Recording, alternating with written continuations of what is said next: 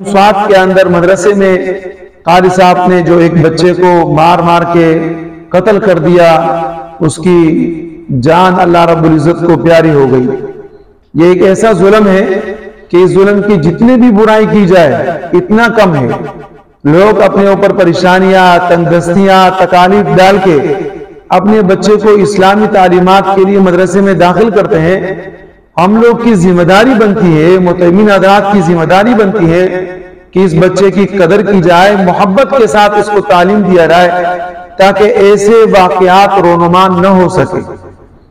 قاری صاحب نے تو بچے کو قتل کر دیا، انہوں نے وہ جو ظلم کر دیا، لیکن اس ظلم کا اثر تمام کے تمام مدارس کے اوپر چھوڑ دیا۔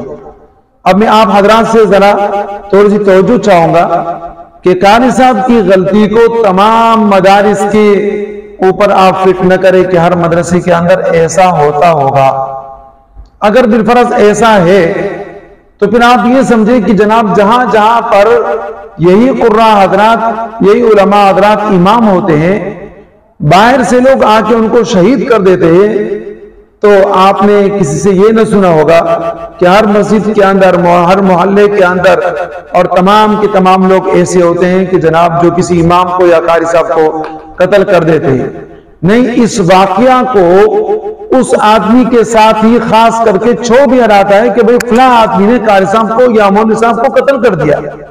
ایسے ہی اس واقعہ کو بھی برائے کرم آپ اس مدرسے کے اس قاری کے ساتھ ہی خاص کریں کہ انہوں نے ظلم کیا اور اس ظلم کا بدلہ ان سے لینا چاہیے۔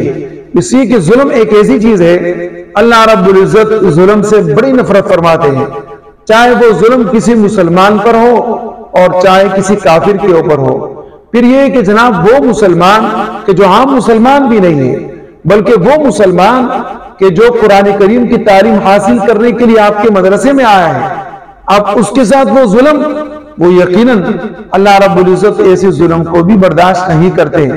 اور اسی کے اوپر تبصرہ کرتے ہوئے تقی عثمانی صاحب نے، ریف جالندری صاحب نے اپنے بیانات دیے کہ مدرسے والے نے غلط کیا ہے اور یہ غلطی ان کو بھگتنی پڑے گی۔ پھر یہ کہ دیکھیں ایک انسان ہے، اس کو آپ نے ایسے مارا، مار مار کے آپ نے قتل کر دیا۔ ہم تو مسلمان ہیں، نبی اکرم صلی اللہ علیہ وسلم کے پیروکار ہیں۔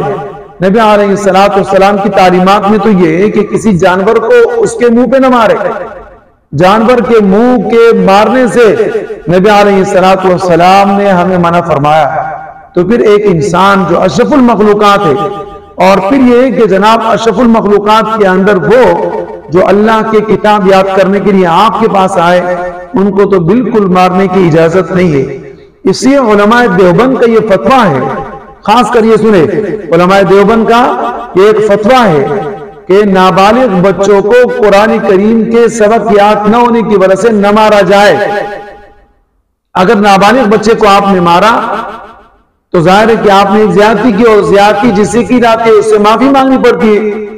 تو اب آپ اگر نابالغ بچے سے معافی مانگیں گے تو اس کا تو اپنے آپ کے اوپر حق نہیں، لہذا وہ آپ کو معافی نہیں کر سکتا۔ آپ پھر انتظار کریں گے کہ یہ بچہ کب بالغ ہوگا، بالغ ہونے کے بعد آئے یہ بچہ مجھے معاف کرتا ہے یا معاف نہیں کرتا۔ اور یہ معلوم ہونا چاہیے کہ یہ حقوق العباد کے ساتھ تعلق رکھتا ہے۔ ہو سکتا ہے یہ بچہ بعد میں بھی آپ کو معاف نہ کرے تو پھر آپ کا کیا بنے گا؟ تو لہذا قرآن کریم کی تعلیم کی وجہ سے بچوں کو نہ مارے۔